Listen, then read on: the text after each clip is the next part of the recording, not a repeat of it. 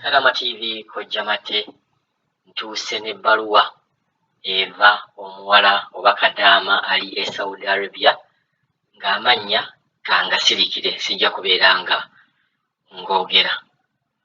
Gyebaleko Kojjamate, weebale kubeera ng'otuweereza era mwebale kubeera nga muyamba abaana abali mu buzibu, kubeera nga muteekayo eddoboozi lyabwe ne wulikika basobola okubeera nga bayambibwa. Kadaama najja e Saudi Arabia n'akamalamu emyaka 3. Emyaka ebiri egyasooka nagikola ne mbeera nga nagimalako ne nnyongerayo contract yange olw'okuba baali bampisa bulungi. Amaka gano ge najjamu mwalimu omwami n'omukyala nga waliwo n'omwana omu. Omwami ono n'omukyala naakakimanya bumanya nti omwana oyo si waabwe. Ebbanga lino lyonna lye mbaddewo mbadde sikimanyi nti ono omwana si waabwe. Bamulabirira bulungi, buli kimu kyayagala bakimuwa, naye mbadde simanyi nti ono omwana si waabwe. Wabula we ntegeredde nti ono omwana si waabwe, waliwo ebintu bye naakamanya era bye babadde bansaba mbakolere. Lwali lumu madaamu yajja mu kisenge kyange mwe nali nsula, najja nannyinnyonnyola n'aŋŋamba omwana oyo gw'olaba awo, omwana oyo si nze muzaala. N'aŋŋamba nga ye tannafuna busobozi buzaala mwana era talina busobozi buzaala mwana wuwe olw'obukosefu bwe yafuna mu accident emyaka 15 emabega, ne bamugamba tasobola oba nabaana ye tesobola kubeera ng'ewanirira mwana mu lubuto lwe. Kadaama TV neewuunyiza lwaki mukyalo ono aŋŋamba ebintu bino. Yazze mu kisenge n'atuula ku buliri bwange, babadde bakwano bange nnyo era sibalinaako buzibu, bansasula bulungi, ensonga lwaki nayongerayo contract yange. Ekizibu kye nafunyeemu ebigambo omukazi bye yaŋŋambye. Omukazi yaŋŋambye nti nno ayagala mbeere nga bamuggyako enkwaso ne bbaawe, tugende mu ddwaliro bazinkube, bankube amazzi ge n'amazzi g'omusajja gabeere nga nsobola okubeera nga mbeera n'omwana waabwe mubazaalire. Kadaama TV omukazi bwe yaŋŋambye ekintu kino nawulidde nga nzenna seetegeera nga n'ekyokumuddamu sikiyina. Y'ensonga lwaki mpandiise ebbaluwa eno era y'ensonga lwaki nsaba bakadaama bannange bampe ku magezi kye nina okukola. Mukazi yaze bulungi n'ambuulira ebizibu bye byonna nga bwe bibaddewo. Bwe waayita wiiki emu bampita mu ddiiro ne bbaawe. Bbaawe n'ambuuza oba madaamu kye yaŋŋambye nakitegedde.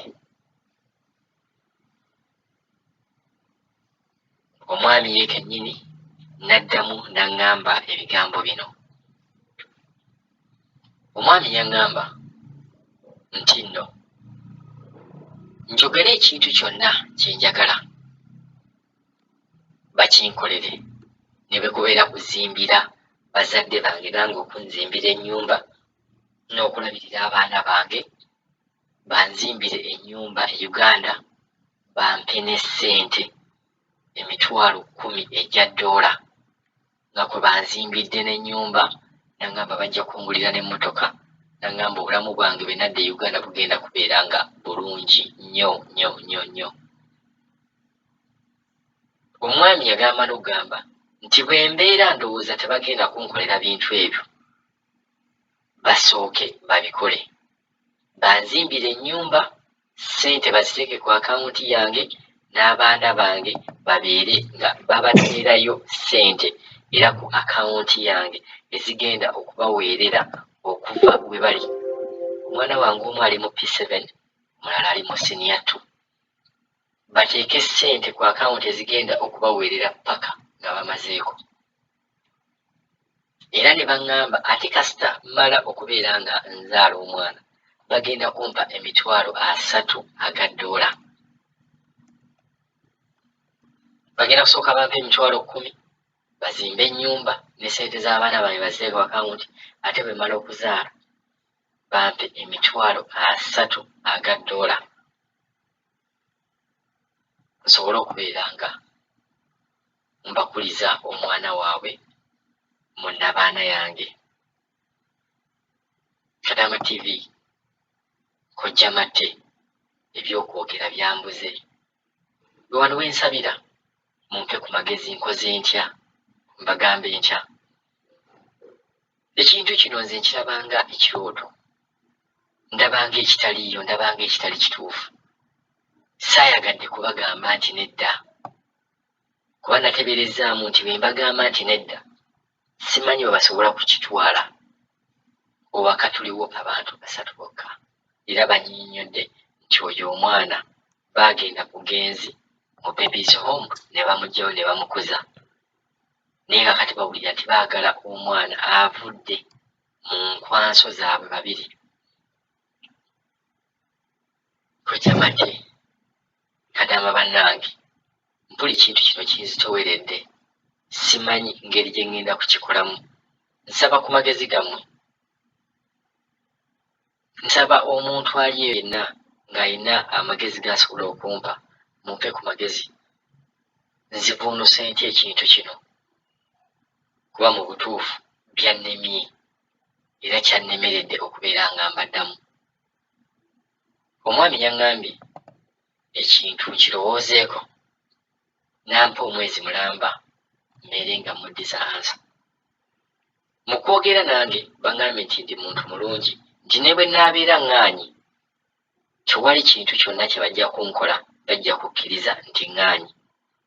Naye omutima gwange guŋŋamba nti ekintu kino engeri gye baakiŋŋambyeko ne mmanya ekyama kyabwe bayinza okubeera nga bannimba. Ekyama kino okubeera nga baakinjatulidde bo ne bagamba tewali kye bagenda kubeera nga bankola. Omutima guŋŋamba nti bakulimba, kasita onoogaana bajja kukola ekintu. Bakadama bannange, nsaba ku magezi, nkoze ntya? Abantu bano balina ssente nnyingi. Omusajja n'omukazi bonna basawo, ate abasawo ab'amaanyi. Ennyumba gye tulimu nnungi, emmotoka ze bavuga za bbeeyi, buli kimu ekintu kyabwe kya bbeeyi. Naye bagamba bankube enkwansi ezo mbeere nga nkuza omwana waabwe mu lubuto lwange. Ebintu bino nawulirako e Uganda nga waliwo omwami abikola, babaali bamuyita Dr. Sali, nga bagamba nti omuntu basobola okukola ekintu ng'ekyo. Naye kaakati kiri ku nze, kituuse ku nze. Nsaba ku magezi gammwe. Kojja Matte, ebbaluwa ya Kadaama oyo mugiwulidde. Nabagamba ku nsi tewali kintu kitasoboka. Ky'olaba ng'ekyobulimba kisobokera ddala. Ky'olaba nga gwe ku magezi go tekijja, kintu ekisobokera ddala. Si yasoose, si yasembye, wabula yeetaaga magezi go. Akoze atya okuva mu mbeera eno? Era gw'olowooza bw'akikkiriza kiki ekisobola okubeerawo, bw'atakikkiriza kiki ekisobola okubeerawo? Bwe buyambi n'amagezi Kadaama ono g'ayagala tubeere nga tumuwa, avuunuke ekizibu ekyo ky'alimu.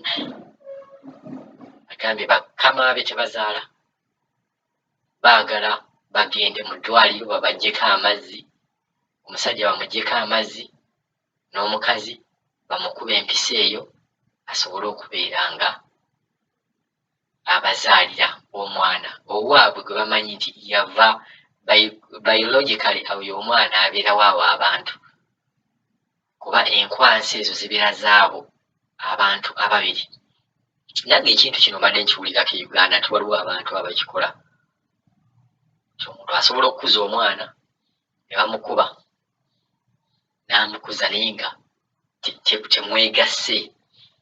Kyono omwami teyeegasse na Kadaama oba omwami weegatta ne Kadaama mumanyi bafuna mu kyotala, naye ate omuwarabu ku muwarabu enkwansi zo bazikwasa era oba ojja kuzaala muwarabu kuba enkwansi zo zibeera teziyina we zikwataganira nti zino za mu African oba zino za muwarabu. Ega amagezi Kadaama ge yeetaaga.